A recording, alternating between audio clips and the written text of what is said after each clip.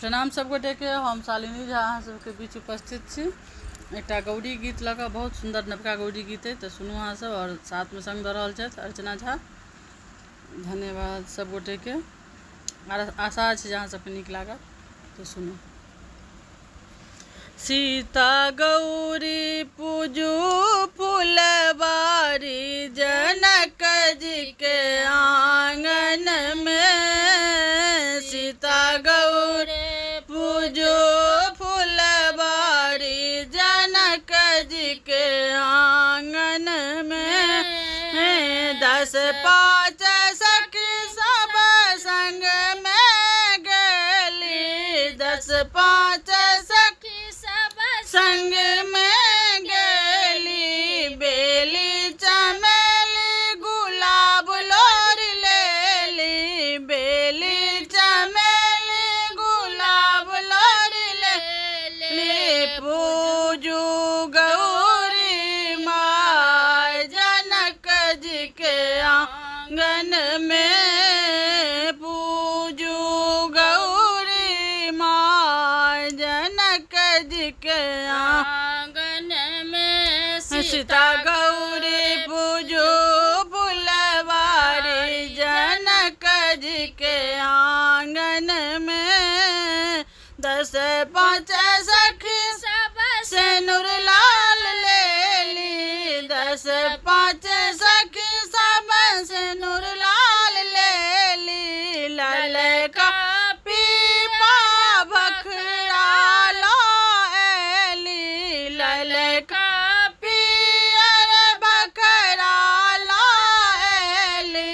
करो गौरी माई के श्रृंगार, जनक जी के आंगन में। करो गौरी माई के श्रृंगार, जनक जी के आंगन में। सीता गौरी पूजू फुलबारी, जनक जी के आंगन में। 10 5 सखी सब बेलपत्र लोरी लेली, 10 5 सखी सब बेलपत्र लोरी लेली।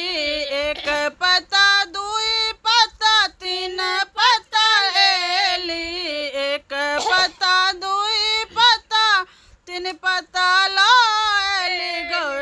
पूजू गौरी माई के आज, जनक जी के आंगन में। पूजू गौरी माई के आज, जनक जी के आंगन में। सीता गौरी पूजू फुलबारी, जनक जी के आंगन में। 10 5 सखी सब हलवाई आंगन गेली, 10 5 सखी सब हलवाई आंगन गेली। लड्डू जिलेबी ओ पेड़ा लाएली, लड्डू जिलेबी ओ पेड़ा लाएली। भोग लगाऊ गौरी माय, जनक जी के आंगन में। भोग